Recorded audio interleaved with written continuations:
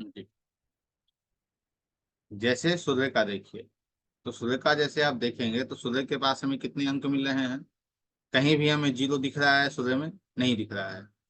तो ठीक इससे आगे बढ़ के हम जहाँ कहाँ एक हमें मिल रहा है वो देखेंगे। जहाँ हमें एक मिल रहा है वहाँ चीजों को समझने का हम प्रयास करेंगे। तो जहाँ एक मिल रहा है वहाँ हमें कितने दिन मिल रहे हैं? 1.5 दिन, अर्थात 1.5 डे। एक दिन और आधा दिन हमें प्राप्त हो रहे हैं। मेष से देखना शुरू कीजिएगा। मेष में हमें दे, एक मिला तो 1.5 दिन मिल गए। वृषभ में अंक हमें 4 मिल रहा है तो 4 में अर्थात 7.5 डे। फिर मिथुन में हमें 3 अंक प्राप्त हो रहा है, तो मिथुन में 3 अंक के अंतर्गत हम देखेंगे कि 3 को कितना मिला, तो 0.5। फिर 4 नंबर राशि में देखिए, 4 नंबर राशि में 5 अंक मिले अर्थात 2 वर्ष।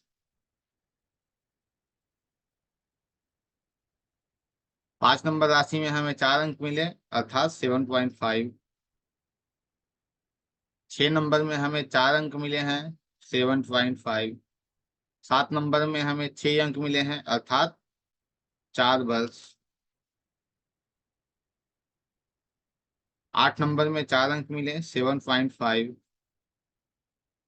9 नंबर में हमें 5 अंक मिले हैं, 2 वर्ष। 10 नंबर में 5 अंक मिले हैं, 2 वर्ष। 11 नंबर में 2 अंक मिले हैं, तो 2 अंक की आयु क्या है? 1 दिन। और 12 नंबर राशि में 5 मिले तो 2 वर्ष। ठीक है, अब इन सभी को योग कर लेना है कि कितना ज्ञात हो रहा है हमारे पास। तो 1 2 3 4 5 6, 3 दिन, 4 4 5 दिन, 5 7 12, 12 7 19, 19 और 7 26, 26 और 7 33। 33 दिन इधर। दो, 2 2 6, 2 8 और 4 10।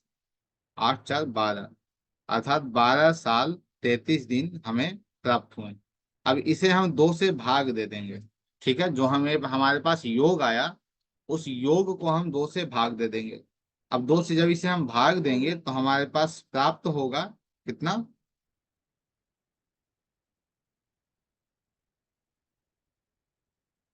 6 बार में यहाँ 12 आ गया,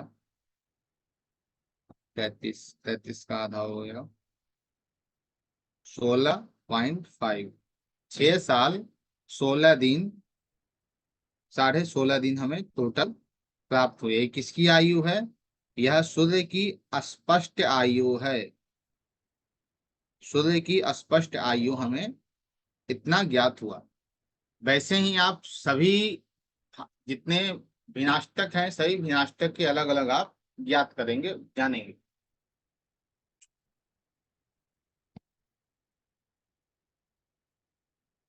जैसे चंद्रमा का, तो चंद्रमा का भी मेष से ही बढ़ते जाइए। मेष में 6 अंक आ रहा है, 4 वर्ष। वृषभ में 6, 4 वर्ष। मिथुन में 3, 1 दिन। वृश्चिक में 3, कर्क में 3, 1 दिन। 6, 4 वर्ष। 2, 1.5, 2 वर्ष। फिर 8वीं राशि आ रही है, 8वीं में 4 अंक हमें प्राप्त हो रहे हैं तो उससे 7.5। 9वीं में 5, 2 वर्ष। 10वीं में 3, 1 दिन। और 11वां में 3 और 12 में 3, 1 1 दिन।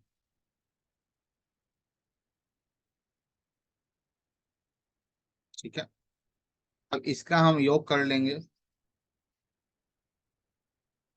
2 3, 1 दिन, 2 3 4।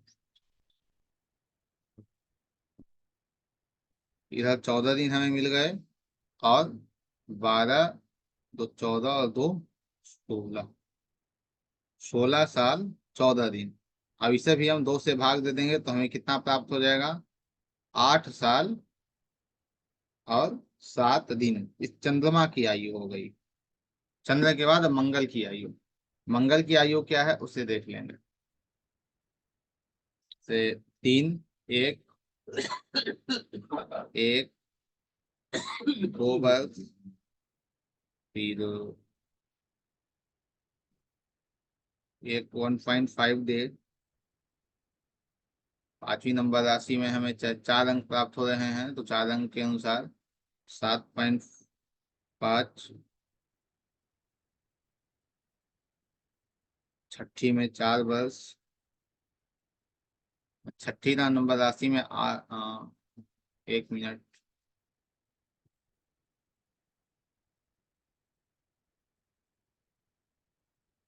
मंगल का मेष।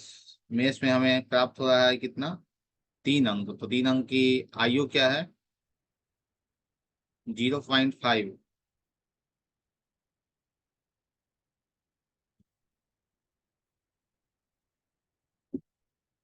उसके बाद वृषभ की आयु क्या है? 3 अंक प्राप्त हो रहे हैं, तो 0.5 यहाँ भी आ गया। उसके बाद मिथुन में हमें 4 अंक मिल रहे हैं, तो 4 अंक का क्या है? 7.5। कर्क में 4 अंक मिल रहे हैं, तो 7.5। सिंह में हमें 3 अंक मिल रहे हैं, 0.5। फिर कन्या में हमें 2 अंक मिल रहे हैं, 1 दिन। तुला में हमें 4 अंक मिल रहे हैं, तो 7.5। वृश्चिक में हमें 3 अंक मिल रहे हैं, 0.5। धनु में हमें 4 अंक मिल रहे हैं, तो 7.5।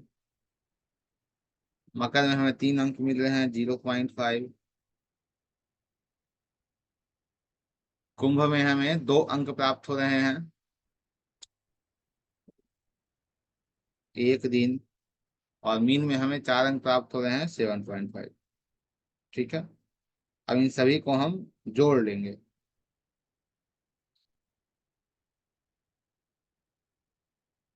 5 दिन इधर हो गए।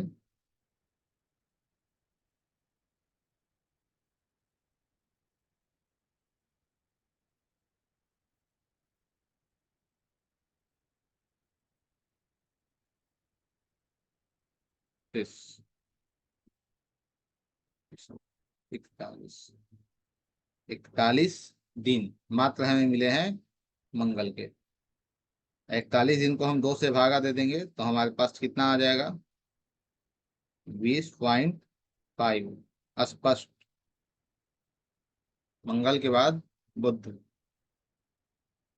बुध का देखिए, तो बुध का हमें मिल रहा है मेष में 3। 3 का क्या है? 0.5 है। फिर 2 वर्ष, 5 अंक मिल रहे हैं वृषभ में। मिथुन में भी 2 वर्ष। कर्क में 7.5।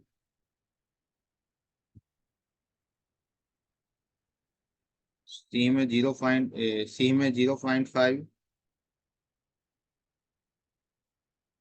कन्या में 7.5।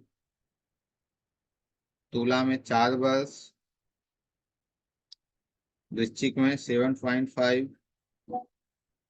धनु में 4 वर्ष। मकर में 4 वर्ष। ये जो टेबल ऊपर लिखा है उसे देख के आप समझ सकते हैं कि कहाँ से गणनाएं ली जा रही हैं। और कुंभ में हमें 2 अंक प्राप्त हो रहे हैं, 1 दिन।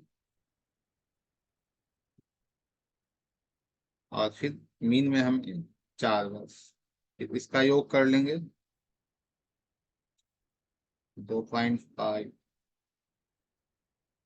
7, 24 दिन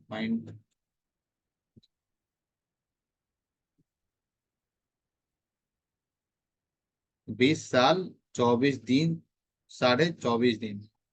तो इसका स्पष्ट हो जाएगा 10 साल 12 दिन 1 प्रहर। ठीक है। बुध का बाद अब गुरु का। शनि तक का निकालना है, शनि से लग्न तक का निकालना है, क्षमा कीजिएगा।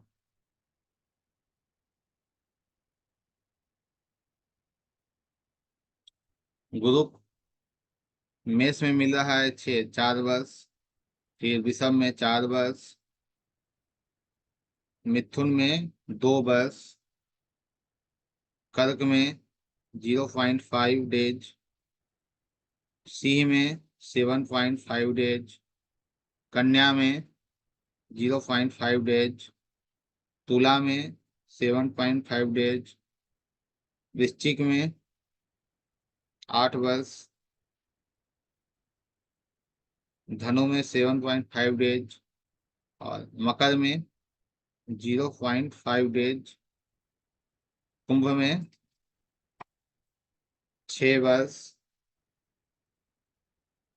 कुंभ में 6 वर्ष हमें मिल रहे हैं, और मीन में 0.5 डेज।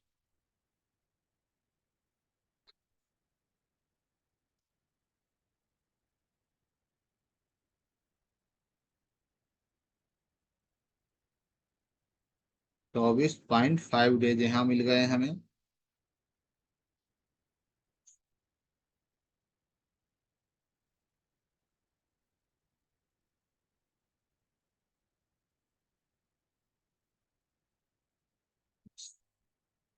24 साल।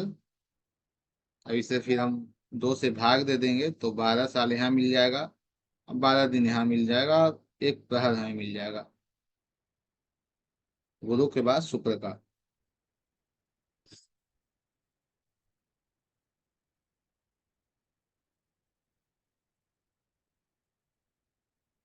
शुक्र का मेष में 0.5, वृषभ में 0.5, वृश्चिक में 2 वर्ष, मिथुन में 2 वर्ष, मकर में मिथुन के बाद आ गया कर्क। कर्क में एक आ रहा है तो 1.5 डेज, सिंह में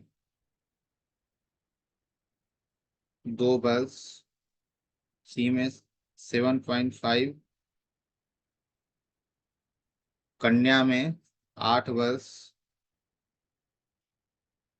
तुला में 7.5, वृश्चिक में 7.5, धनु में 4 वर्ष, मकर में 0.5, कुंभ में 2 वर्ष, मीन में 4 वर्ष।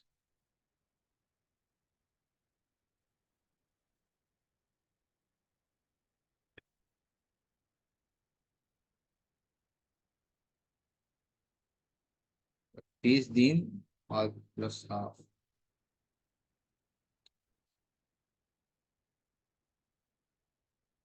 20 साल 25 दिन। अब इसे फिर 2 से हम भाग दे देंगे तो मिल जाएगा हमें 10.13 दिन लगभग,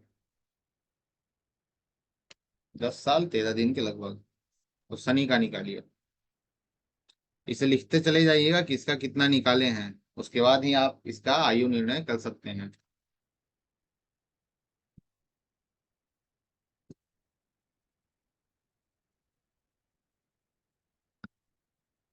शनि का मेष में 1 दिन, वृषभ में हमें 3 अंक 0.5, 0.5,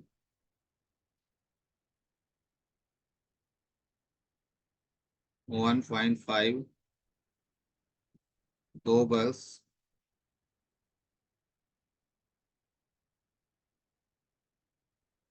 7.5,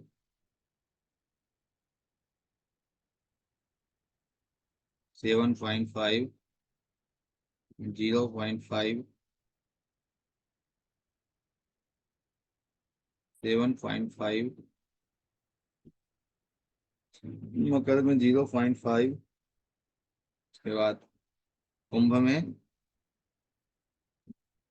0.5 और मीन में 7.5।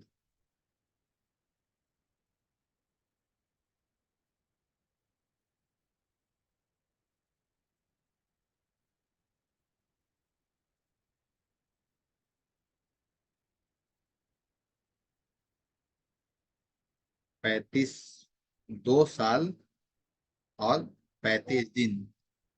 तो इससे फिर हम भाग दे देंगे तो आ जाएगा 1 साल और 17.5 डेज शनि का। फिर लग्न, लग्न का 7.5, 2 वर्ष, 2 वर्ष, 1.5, 0.5, 2 वर्ष, 2 वर्ष तुला में, और वृश्चिक में 0.5,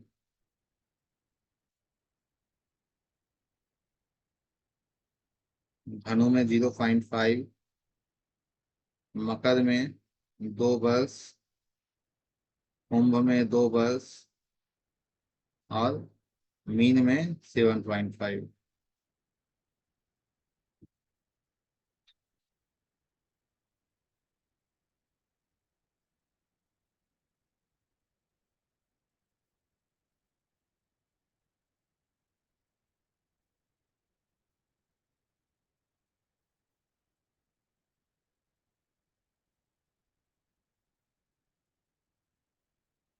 12 दिन,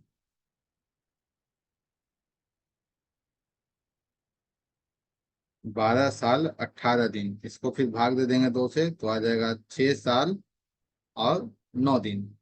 अब ये जितने हमें प्राप्त हुए हैं इन सभी को हमें जोड़ लेना है। तो सूर्य का हमें प्राप्त हुआ था 6 साल और 16 दिन 0.5। फिर चंद्र का हमें प्राप्त हुआ था 8 साल 7 दिन। मंगल का हमें प्राप्त हुआ था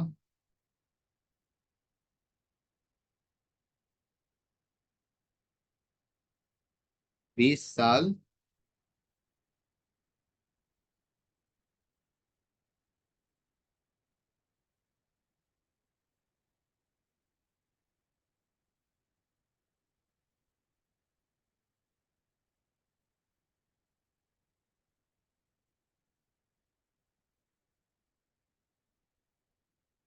1 मिनट।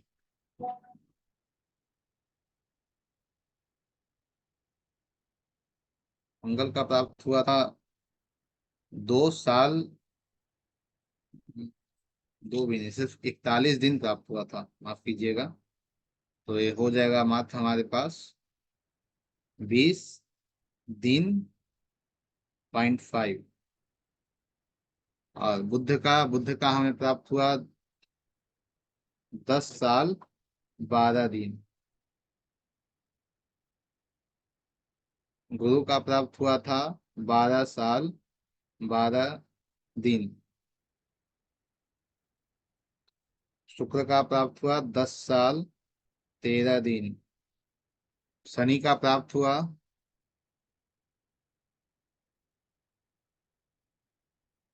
1 साल 17 दिन।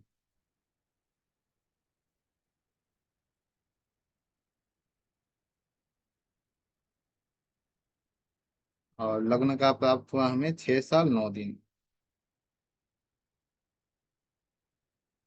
इन सभी को हम जोड़ देंगे।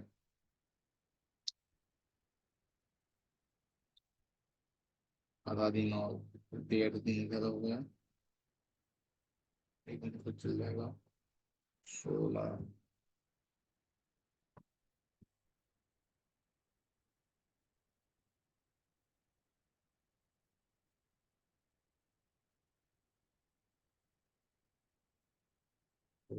प्लस 8 प्लस 20 प्लस 12 प्लस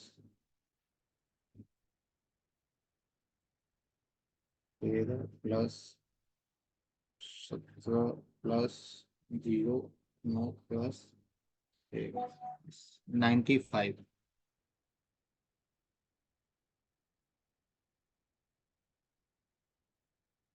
6.8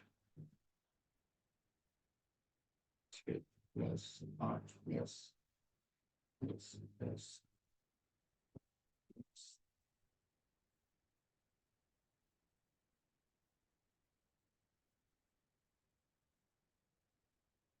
हमें कितना टोटल ज्ञात हुआ? 53 साल 95 दिन, 95 दिन अर्थात 53 साल 3 महीने 5 दिन। यह इस जातक का टोटल योग आयु हुआ, अर्थात आयु यदि निर्णय करें हम इस जातक का कि कितनी आयु होगी, तो 53 साल 95 दिन की आयु होगी। लेकिन यही स्पष्ट नहीं है कि यही आयु होगी। उस वक्त यदि मारक ग्रहों की दशा ना हो, क्योंकि अष्टक वर्ग यह स्पष्ट करता है कि चीजें तो आपको दे दी जा रही है कि आप इससे निर्णय कर सकते हो, लेकिन जो पीछे वाली पद्धति है, जो पीछे आपने पढ़ा है, बृहद पराशर होरा शास्त्र के अंतर्गत जितनी भी चीजें, उसे आप छोड़कर इसे सही नहीं कह सकते हैं। अर्थात उसे भी आपको साथ में लेकर चलना होगा, तभी आप निर्णय कर पाएंगे। तो इसके लिए आपको सबसे पहले दशा का भी विचार करना है, तो आप इसका निर्णय करेंगे। ऐसे यह जो 53 साल निकला है हमारे पास,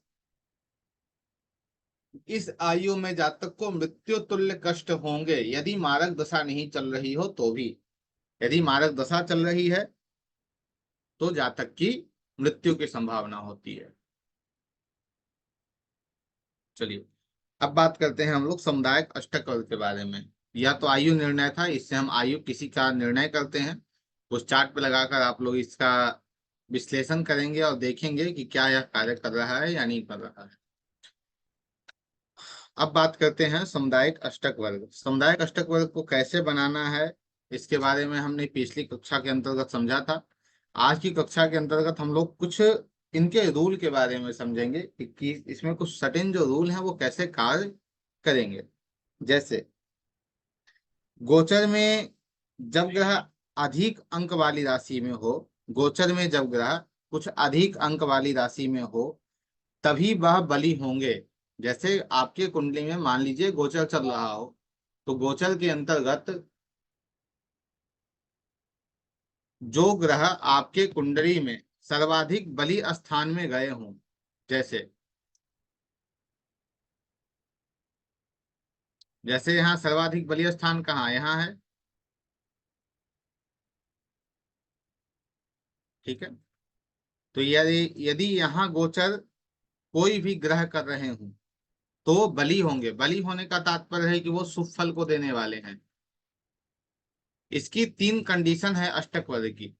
एक क्या है कि यदि 22 से नीचे आपको कहीं भी अंक मिल रहा हो, तो वो समझ लीजिए कि वहां कोई भी ग्रह होगा तो वो अच्छे फल को नहीं देने वाला है।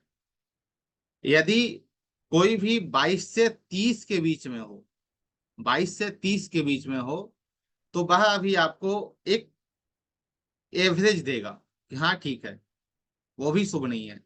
लेकिन जो 30 प्लस दे रहा हो, वो भाव आपके लिए अति उत्तम माना जाता है। उस भाव के अंतर्गत ही आपका जीवन होता है। तो जिसमें 30 प्लस अंक मिल रहे हों या 30 अंक मिल रहे हों, उस भाव में कोई भी ग्रह गोचर करेंगे तो उनके जो रिजल्ट हैं वो आपको उस भाव संबंधित अच्छे देखने को मिलते हैं। ठीक है, यहाँ पे राहु केतु को नहीं लीजिएगा, ध्यान रहे। दूसरा, चंद्र सूर्य और गुरु यदि गोचर कुंडली में, चंद्र सूर्य और गुरु यदि गोचर कुंडली में लग्न से 6 8 12 भाव में हो, लग्न से 6 8 12 भाव में हो, तो शुभ कार्य नहीं करने चाहिए। जैसे आपकी जो कुंडली है,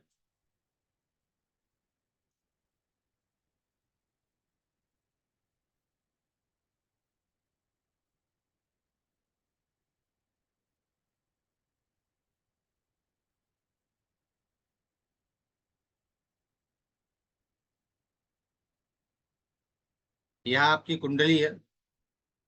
अब इस कुंडली के अंतर्गत आपका कौन सा लग्न है? सिंह लग्न है। अब एक गोचर कुंडली हम अभी की बनाएंगे, अभी जस्ट की एक गोचर कुंडली का निर्माण करेंगे और उसके अंतर्गत हम समझेंगे, ठीक है। अब अभी की एक गोचर कुंडली बनाई, अब कौन से लग्न की? तो अभी लग्न भी सिंह ही चल रहा है, तो सिंह लग्न की एक कुंडली हम बना लेंगे, ठीक है। जो हमारा लग्न है उसी लग्न की गोचर कुंडली बना लेंगे और उस गोचर कुंडली में देखेंगे कि क्या अभी चंद्रमा, सूर्य और गुरु अष्टम भाव में है। चंद्रमा, सूर्य और गुरु 6, 8, 12 भावों में है। यदि नहीं है तो आप उस वक्त शुभ कार्य कर सकते हैं, यदि हैं तो शुभ कार्य वर्जित हो जाएगा। दूसरा, कि आपके कुंडली के अकॉर्डिंग, जैसे आपके कुंडली में पांचवे लग्न है तो पांचवा से आठ, छठा 10वीं राशि, आठवां 12वीं राशि और 12वां चौथी राशि। तो 10, 12, 4, चौथी, 10वीं और 12वीं, इन राशियों में यदि चंद्रमा, सूर्य और गुरु गोचर कर रहे हों तो उस समय आप कोई शुभ कार्य ना करें, वो आपके लिए श्रेष्ठ होगा। यदि शुभ कार्य करते हैं तो आपके लिए शुभ फलदायी वो नहीं होता है। वैसे ही गुरु, चंद्र और सूर्य जब 30 या 30 से अधिक अंक वाली राशि में गोचर कर रहे हों, 30 या 30 से अधिक अंक वाली राशि गोचर कर रहे हों, तो वह आपके लिए शुभ समय होता है। अर्थात उस वक्त आप, जैसे यज्ञोपवीत है हमारे यहाँ, या फिर आप विवाह को रख सकते हैं, या कोई उत्सव का कार्य आपको करना है, तो उन सभी उत्सव के कार्य को आप तभी करेंगे जब गुरु, चंद्र और सूर्य उन राशियों में आपकी कुंडली में बैठे हों जिन राशियों को अष्टक वर्ग के अंतर्गत अच्छे अंक की प्राप्ति हो रही है। लेकिन 3 भावों को छोड़कर, 6, 8 और 12 भावों को छोड़कर, तो वह आपके लिए श्रेष्ठ माना जाता है। यदि लग्न से कम अंक अष्टम में हो तो जातक की आयु संतोषप्रद होती है। जैसे लग्न से अष्टम में कम अंक हो तो जातक की आयु संतोषप्रद होती है। जैसे में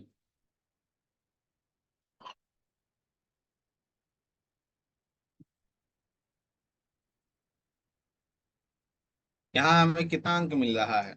यहाँ लग्न लग्न में हमें 29 मिल रहा है, यहाँ अष्टम में हमें 31 मिल गया। अर्थात हमारा जो मृत्यु है वो हमारे ऊपर हावी है। अर्थात इस व्यक्ति की जो मृत्यु होगी वो एक तरीके से हम कह सकते हैं कि वो संपूर्ण आयु बीतने के बाद नहीं, अर्थात 80, 90 के एज में नहीं, कम एज में ही जातक की मृत्यु हो जाएगी। 50, 60, 70, 50, 60 बीच में ही जातक की मृत्यु हो जाएगी। क्योंकि यहाँ पे 31 अंक हमें कहाँ मिल रहे हैं? अष्टम में मिल रहे हैं, जो लग्न से ज्यादा हैं। लग्न से ज्यादा होने के कारण इस व्यक्ति के जीवन में अत्याधिक कष्ट भी होंगे। वैसे ही आप शत्रु का विचार करेंगे कि यहाँ जो 26 अंक प्राप्त हो रहे हैं, यहाँ 29 है, अर्थात यह व्यक्ति अपने शत्रुओं पे हावी रहेगा, इसके शत्रु इस पे हावी नहीं हो सकते हैं।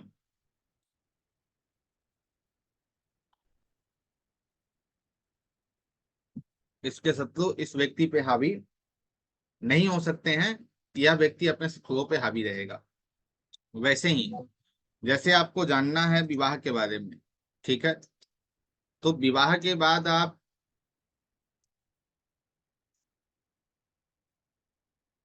यह विवाह का स्थान है, विवाह से यह दूसरा स्थान है धन का। तो विवाह के बाद व्यक्ति को धन की प्राप्ति होगी या नहीं होगी? निश्चित धन की प्राप्ति होगी, क्योंकि यहाँ 24 अंक मिल रहे हैं, यहाँ 31 अंक मिल रहे हैं। जो पार्टनर होगा वो धन धन का भंडार होगा, धन लेकर साथ में आएगा, या उसके भाग्य से धन की प्राप्ति होगी। ठीक है। जैसे आपको जानना है शिक्षा के बारे में कि भाई इस व्यक्ति की शिक्षा कैसी रहेगी, तो पंचम भाव शिक्षा का स्थान है।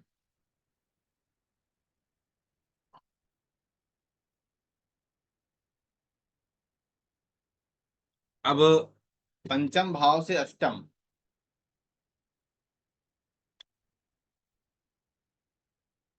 पांचवा से अष्टम कौन सा भाव हो जाएगा? 12वां। तो 12वें भाव में अंक हमें कितने मिल रहे हैं? कम मिल रहे हैं। अर्थात इस व्यक्ति की शिक्षा कैसी होगी? इस व्यक्ति की शिक्षा बहुत ही अच्छी होगी। संतान की प्राप्ति होगी? हाँ, संतान की प्राप्ति होगी। क्यों? क्योंकि वहां तो 34 अंक हमें मिल रहे हैं, बहुत अच्छे अंक मिल रहे हैं, लेकिन वहां से अष्टम में हमें उससे कम अंक मिल रहे हैं। हम किसी भी व्यक्ति के कष्ट को कहाँ से देखते हैं? उसके अष्टम स्थान से देखते हैं। ठीक है। तो जैसे परिवार को सुख होगा या दुख होगा, परिवार की स्थिति कैसी रहेगी, तो वो दूसरा भाव बताता है। अब दूसरे से जो 8वां है वो बताएगा कि क्या परिवार को कष्ट होगा या धन में कष्ट होगा या नहीं होगा, तो नहीं होगा। अर्थात अपने जीवन को सस्टेन करने के लिए जितनी संपत्ति की आवश्यकता है उतना संपत्ति यह आप दे के चला जाएगा। ठीक है, क्योंकि यहाँ 24 अंक मिल रहे हैं, वहां 27 अंक मिल रहे हैं। माता को कष्ट होगा या नहीं होगा, या माता का जीवन कैसा रहेगा? सुख सुविधा व्यक्ति के पास होगी या नहीं होगी? होगी।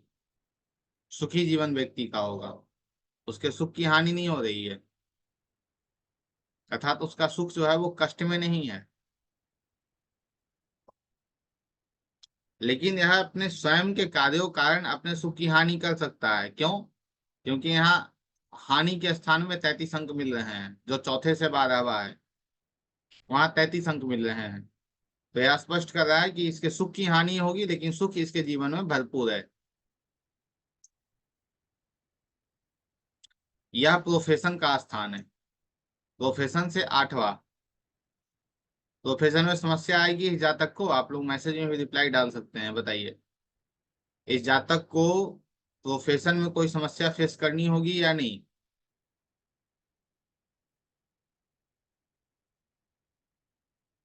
ज्यादा सोचना है ही नहीं, निश्चित से समस्या फेस करनी होगी, क्योंकि प्रोफेशन से 8वें स्थान में ज्यादा अंक प्राप्त हो रहे हैं। इस जातक का इस जातक के पिता का जीवन कैसा होगा? जातक के पिता का स्थान नवम। नवम से अष्टम में 30 अंक। तो जातक के पिता का जो जीवन रहा होगा वो कष्ट में बीता होगा, अर्थात कुछ कष्ट रहे होंगे। इन कष्ट को हम कष्ट में हमें ज्यादा अंक मिल रहे हैं।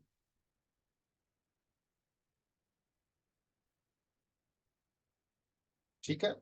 तो किसी के कष्ट का विचार हम इससे क्षण समय में, थोड़े से समय में हम निकाल सकते हैं कि किसी व्यक्ति के जीवन में कब कष्ट आएंगे, माफ कीजिएगा, कि कष्ट है या नहीं है, वो आप निकाल सकते हैं। पूरे परिवार के बारे में निकाल सकते हैं, या आप अलग अलग करके अलग अलग स्थानों पे निकाल सकते हैं।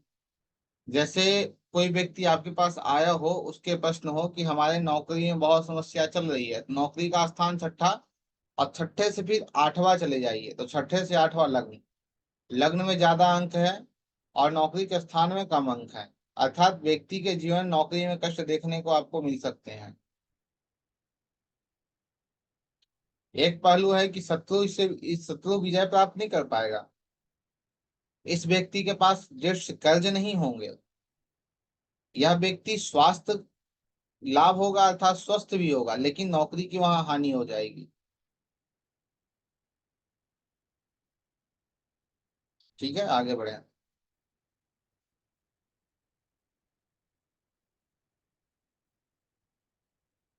यदि केंद्र या त्रिकोण में ज्यादा अंक प्राप्त हो, यदि केंद्र या त्रिकोण में ज्यादा अंक प्राप्त हो तो जातक सुखी होता है।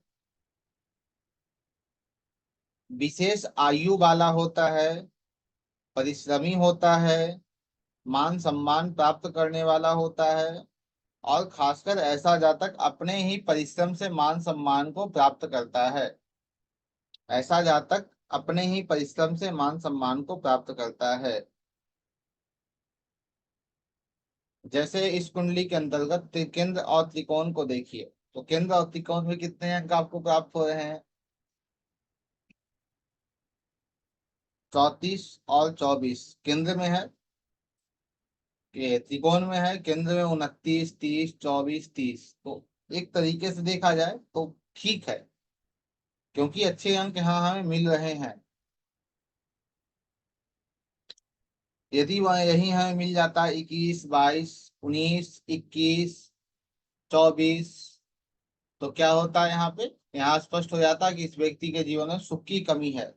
ऐसे भी सुख की कमी इस व्यक्ति के जीवन में दिख रही है, क्योंकि दो तीन स्थानों पे हमें अंक कम मिल रहे हैं, लेकिन और सभी स्थानों पे अंक अच्छे होने के कारण यहाँ पे यह चीजें लागू नहीं होती हैं।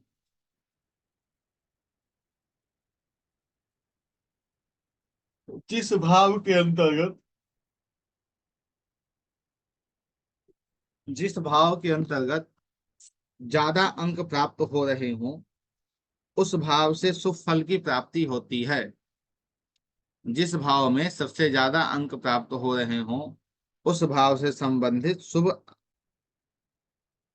फल की प्राप्ति होती है। सबसे ज्यादा अंक कहाँ मिल रहे हैं? इस कुंडली में 34 अंक मिल रहे हैं पंचम भाव में। तो शिक्षा के क्षेत्र में व्यक्ति उन्नति करेगा, शिक्षा संबंधित कार्य से लाभ होगा। जैसे इस कुंडली के अंतर्गत पंचम में सबसे ज्यादा अंक प्राप्त हो रहे हैं, जातक क्या होगा? विद्वान होगा, विद्या होगा उसके पास, सब संतान अर्थात पुत्रवान भी होगा, संतान की भी प्राप्ति उस जातक को होगी।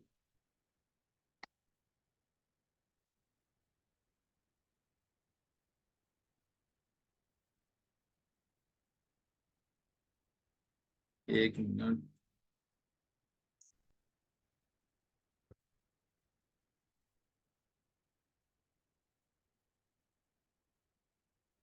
जी, अब एक खंड पे बात कर लें हम लोग। खंड अर्थात कि इन सभी का खंड कर लेंगे। जैसे 1, 2, 3, 4 एक अलग खंड हो गया। तीन खंडों में अर्थात तीन स्थानों पे इसे हमें भाग देना है। तीन स्थान पे हम पूरी जन्म कुंडली को तोड़ लेंगे। ठीक है, भाग कर लेंगे तीन। जैसे 1, 2, 3, 4 को अलग भाग कर लेंगे। 1, 2, 3, 4 भाव को अलग रख लेंगे। 4, 5, 5, 6, 7, 8 को अलग कर लेंगे। 9, 10, 11, 12 को अलग कर लेंगे। तो जैसे लग्न, दूसरा भाव, तीसरा और चौथा भाव, इसमें क्या अंक मिल रहे हैं इसे जोड़ लीजिए।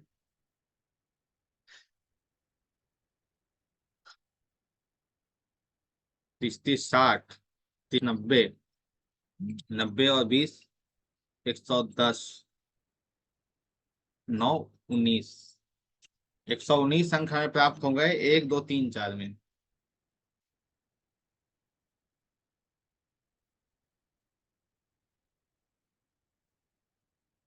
1, 2, 3, 4 में 119। एवरेज इसका कम से कम 120 होना चाहिए। ठीक है, फिर दूसरा जाइए 5, 6 से 7, 8 में। 60, 60, 30, 90, 90 और 25।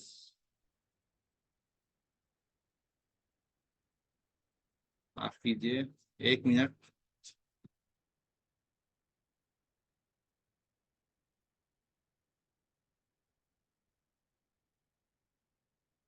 30 प्लस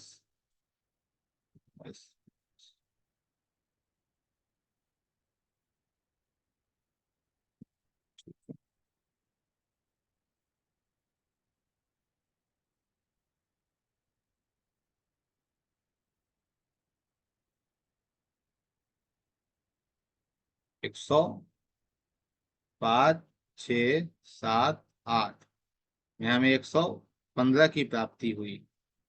फिर 9, 10, 11, 12, 9, 10, 11 और 12, इनमें हमें अंक क्या मिल रहे हैं?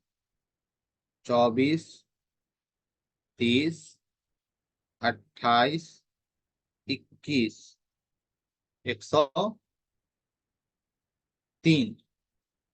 अब इनकी अवस्था है, ठीक है, ये जो खंड हम दिए हैं इनकी एक अवस्था है। ये जो 1, 2, 3, 4,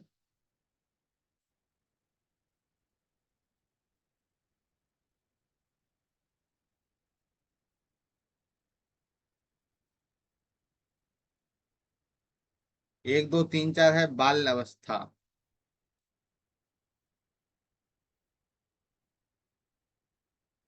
फिर है युवा अवस्था। फिर है वृद्धावस्था।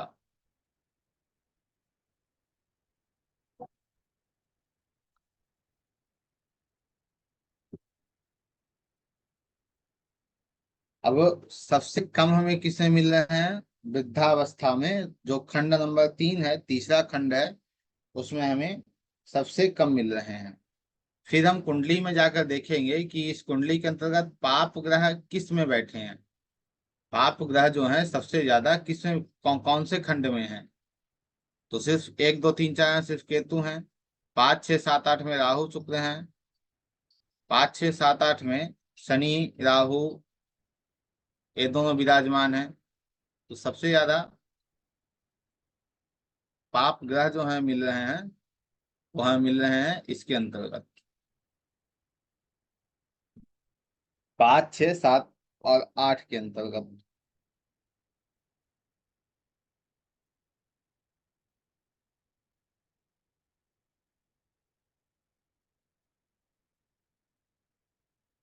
जैसे जिस खंड में हमें अच्छे ग्रह मिल रहे हैं, जैसे सौम्य ग्रह मिल रहे हैं, जो ग्रह पीड़ित अवस्था में नहीं है, उस खंड में हमें लाभ होता है, लक्ष्मी की प्राप्ति होती है। तो 1, 2, 3, 4 में सिर्फ केतु मिल रहे हैं, चंद्रमा मिल रहे हैं। तो इस यह जो है बाल्यावस्था वो लक्ष्मी की प्राप्ति के लिए है। उसके बाद 5, 6, 7, 8, 5, 6, 7, 8 में शनि, बुध, शुक्र, राहु, सूर्य, यह सभी ग्रह मिल रहे हैं। शनि 9 नंबर राशि में है, शत्रु की राशि में बैठा है। बुध 10 नंबर राशि में है, शनि की राशि में बैठा है। शुक्र शनि की राशि में है। राहु शनि की राशि में है। सूर्य शनि की राशि में बैठा है। तो ये शनि और सूर्य जो है वो शत्रु क्षेत्र में आ गए, ठीक है, और यह पाप ग्रह भी हैं। तो इस खंड के अंतर्गत व्यक्ति को रोग होगा, शोक होगा, हानि होगा। रोग होगा, शोक होगा और हानि होगा। कब होगा? 5, 6, 7, 8। इसकी अवस्था क्या है? युवा अवस्था में। युवा अवस्था में ये सारी चीजें घट जाएंगी व्यक्ति के साथ। उसके बाद तीसरा वृद्धा अवस्था।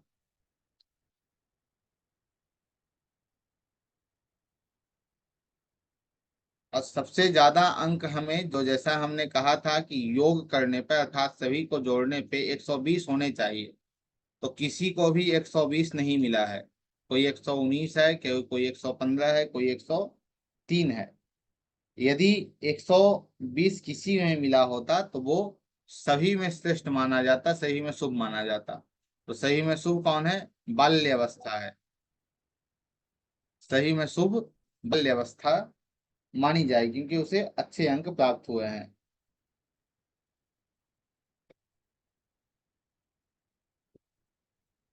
जैसे यदि मान लेते हैं कि वृद्धा अवस्था में 119 होता और युवा अवस्था में 115 होता और बाल्य अवस्था में 103 होता, तो इस स्थिति में जातक जैसे जैसे ऊपर की ओर बढ़ते चला जाएगा, अर्थात जैसे जैसे जातक की आयु बढ़ती चली जाएगी, वैसे वैसे ही व्यक्ति सुखी संपन्न होता चला जाता है।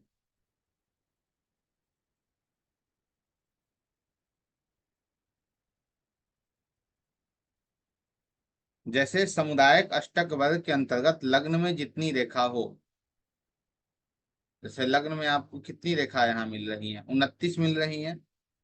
तो 29 वर्ष के अंदर जातक को सुख की प्राप्ति होती है, धन की प्राप्ति होती है। जातक 29 वर्ष में, यह जातक विशेषकर 29 वर्ष में उन्नति करेगा और शुभ फल, विशेष शुभ फल की प्राप्ति मिलती है।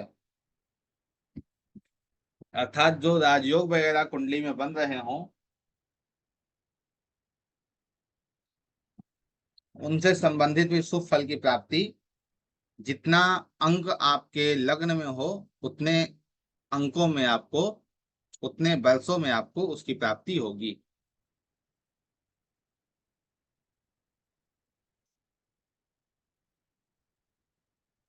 और यह जो कुंडली है जो आप देख रहे हैं, तो यह कुंडली हमारे संबंध के लोगों की, संबंध के व्यक्ति की ही है। और इस व्यक्ति को मैं सामने से देखा हूं कि 23 साल के एज में यह व्यक्ति बहुत ही सुखी संपन्न रहा।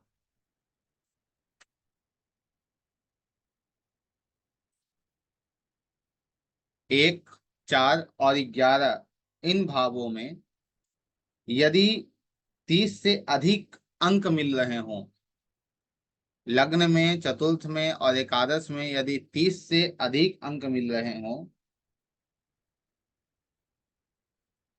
तो मनुष्य अपने जीवन में 40 या उससे आगे आने वाले वर्षों में विशेष शुभ फल प्राप्त होते हैं। अर्थात एक प्रकार से कहें तो राजयोग उस जातक को मिलता है, उस व्यक्ति को मिलता है जिसके कुंडली के अंतर्गत लग्न में, चतुर्थ में, लग्न में, चतुर्थ में और एकादश भाव में 30 प्लस अंकों की प्राप्ति हो रही हो। तो यहाँ लग्न में 23, चतुर्थ में 29 और 11वें में 36। तो यहाँ तो हमें नहीं दिख रहा है कि इस व्यक्ति को विशेष प्राप्तियां होंगी। और इसके अंतर्गत चतुर्थ में 30, लग्न में 29 और यहाँ 28। अर्थात दोनों कुंडली में हमें 30 ही मिले एक स्थान पे, और दो स्थानों पे हमें कम अंक प्राप्त हो रहे हैं। अर्थात सुख होगा लेकिन उतना बेहतरीन योग नहीं मिल पाएगा। अर्थात कि व्यक्ति को एक बंगला ना मिलकर एक छोटा सा मकान दे दिया जाएगा। यदि तीनों में होता तो एक बंगला बंगला मिल जाता जातक को।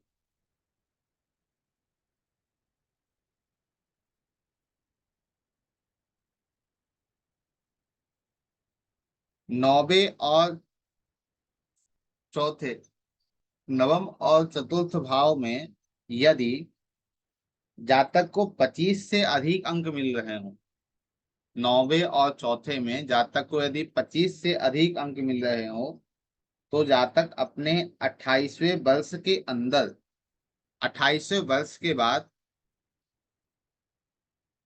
वाहन के योग बनते हैं।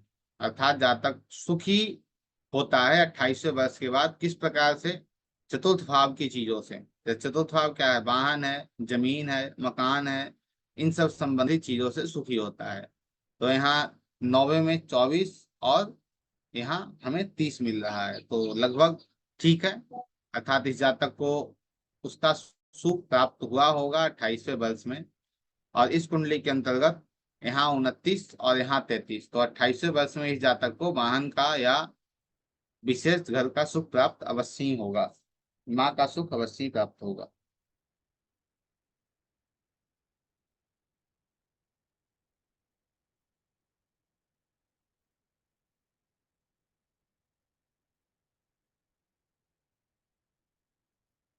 लग्न से शनि तक या शनि से लग्न तक जितने भी अंक हमें मिल रहे हैं उन सभी को जोड़ लें, और जोड़ने के बाद उन सभी को 7 से गुना कर 27 से भाग दें।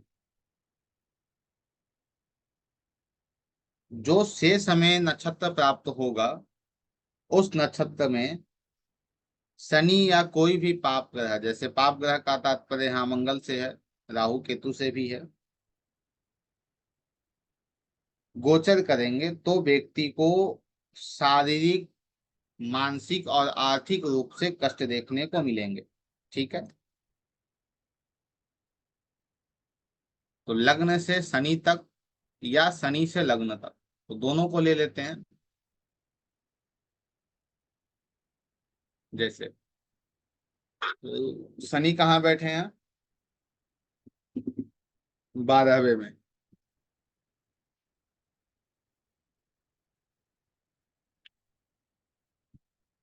ठीक है, शनि के अंक कितने मिल रहे हैं? 19 मिल रहे हैं यहाँ। तो शनि से लग्न तक, तो शनि से लग्न तक में तो 23, 19 और 23 को जोड़ लीजिए, दोनों को लेंगे, 19 प्लस 23, 42। अब 42 को हम 7 से भाग देंगे, 7 से गुना करेंगे। अब इसे हम, जो हमें प्राप्त अंक 294 आए, उसे हम 27 से भाग देंगे, तो हमें प्राप्त हुआ 11वां नक्षत्र, 10.8, अर्थात 11वां नक्षत्र हमें प्राप्त हुआ है। तो 11वें नक्षत्र में, 11वें नक्षत्र में जब भी शनि या पाप ग्रह कोई गोचर करेंगे, तो जातक के जीवन में हमें रोग, अनेक प्रकार की पीड़ा देखने को मिलती है।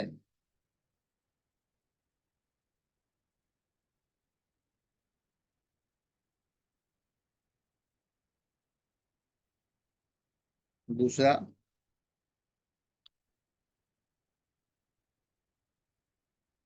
या कोई भी पाप ग्रह गोचर करें तो यहाँ समस्या देखने को मिलेगी।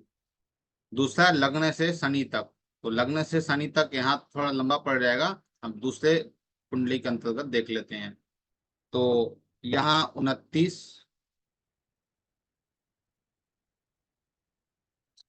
29 प्लस 27 प्लस 33 प्लस 30 और प्लस 34, 153।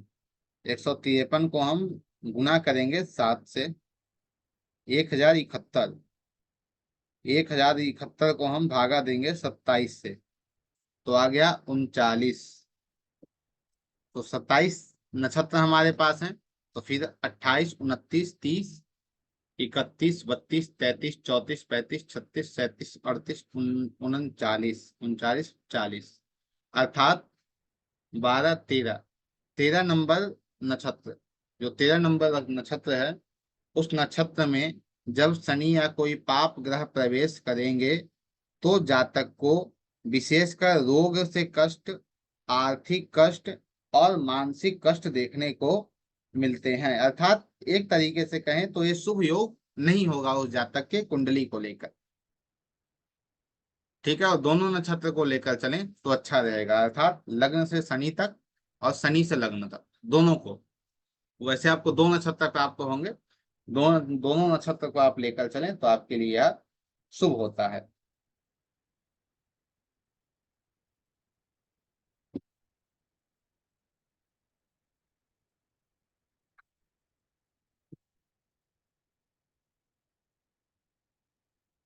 चलिए, यहाँ तक में आप लोगों का कोई प्रश्न है तो बताइए।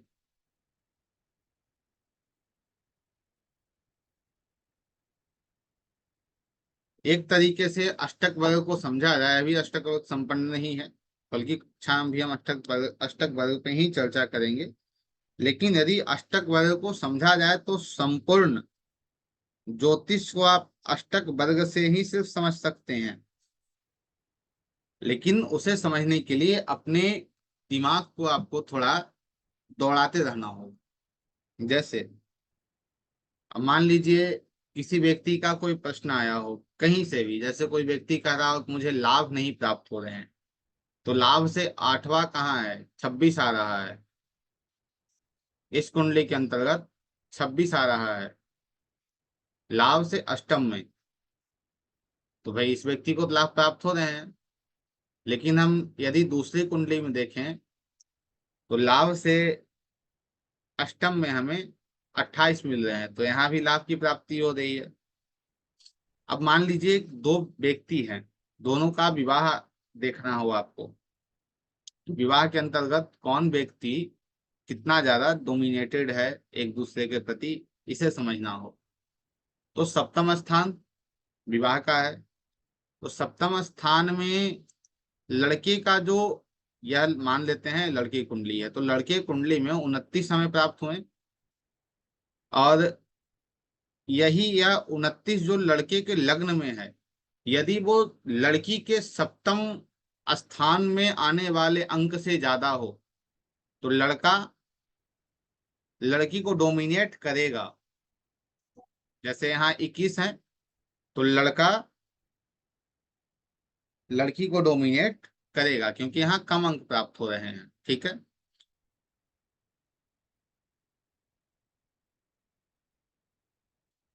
समझ रहे हैं।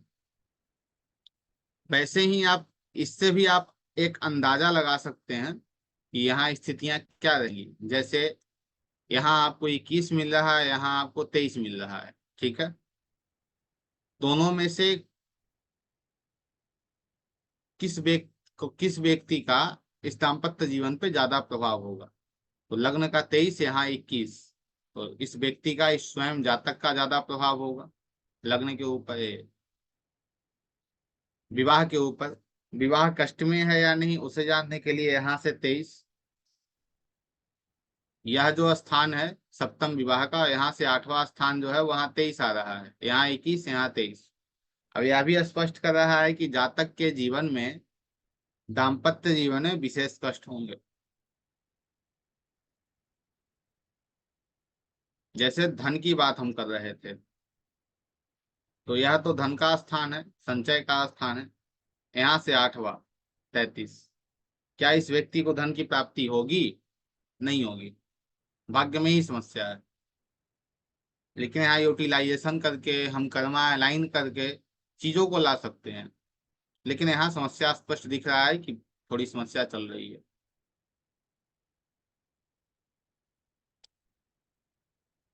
ऐसे देखकर आप बहुत कुछ इससे अलाइन कर सकते हैं या निकाल सकते हैं। जैसे कोर्ट केस है, कोर्ट केस कौन सा भाव देता है? छठा देता है। रोग कौन सा भाव देता है? छठा देता है। काम को जो 6 प्रकार के शत्रु हैं वो कौन है? छठा है। अब विवाह किसी का देख रहे हैं, तो विवाह से छठे भाव में हमें अंक कितने मिल रहे हैं? तो विवाह छठे भाव में, इस कुंडली में हमें अंक कम मिल रहे हैं। अर्थात यह स्पष्ट कर रहा है कि इस जातक के विवाह के अंतर्गत इन सब चीजों की समस्याएं नहीं रहेंगी, कर्ज की समस्याएं नहीं रहेंगी।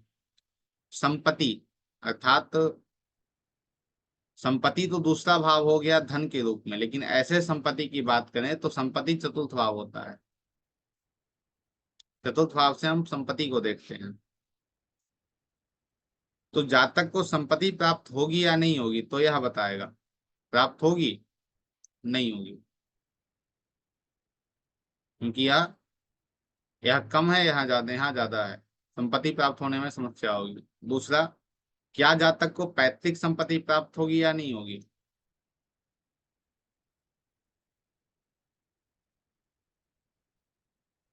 तो पैतृक संपत्ति कौन है, कौन सा है? एक तो यह हो गया आपकी पैतृक संपत्ति, एक यह हो गया आपके पिता की संपत्ति। ठीक है, तो यहां से 8वां, यहाँ भी 28, वहां भी 28। ठीक है, अब यह स्पष्ट कर रहा है कि भैया यदि आप परिश्रम करते हैं, आप ज्यादा अपने आप को स्ट्रगल में ले जाते हैं, तो आपको अपने धन की प्राप्ति हो जाएगी, पैतृक संपत्ति की प्राप्ति हो जाएगी। अब यहाँ से पिता की संपत्ति, तो यहाँ से 8वां प्राप्त हो जाएगी। फिर कहीं से कुछ प्रश्न आता है, जैसे लोग पूछते हैं कि माता के साथ हमारा व्यवहार कैसा रहेगा, या माँ का व्यवहार हमारा कैसा रहेगा। तो माँ चतुर्थ भाव। ठीक है, अब माँ से रिलेशनशिप कौन बताएगा? यह बताएगा। बहुत अच्छा रिलेशनशिप है। बहुत ही अच्छी रिलेशनशिप बनेगी, क्योंकि जहाँ रिलेशनशिप, माँ का रिलेशनशिप बात करें, वहाँ 40 आ रहा है। लेकिन यदि हम दाम्पत्य जीवन की बात करें तो यहाँ से रिलेशनशिप को लेकर, तो यहाँ 23 आ रहा है, तो यहाँ डोमिनेट, यहाँ क्या हो जाएगा, यहाँ थोड़ी समस्या हो जाएगी। यहाँ भी समस्या रहेगी, क्योंकि यह माँ बच्चे को डोमिनेट करने का प्रयास करेंगी, तो यहाँ भी समस्या दिखेगी। लेकिन माँ बच्चे को डोमिनेट करती ही है, तो वहाँ कोई समस्या नहीं है। लेकिन यहाँ समस्या दिख जाएगी, क्योंकि यहाँ Hi, your next online time is in 10 minutes. Please come online. दाम्पत्य जीवन में अंक कम है और उसके ठीक सामने ज्यादा है। ठीक है, तो इससे भी हम इसे समझ पाएंगे। तो आगे की जो कक्षा है उसके अंतर्गत हम समुदाय अष्टक वर्ग पे ही रहेंगे। कोई प्रश्न हो तो बताइए।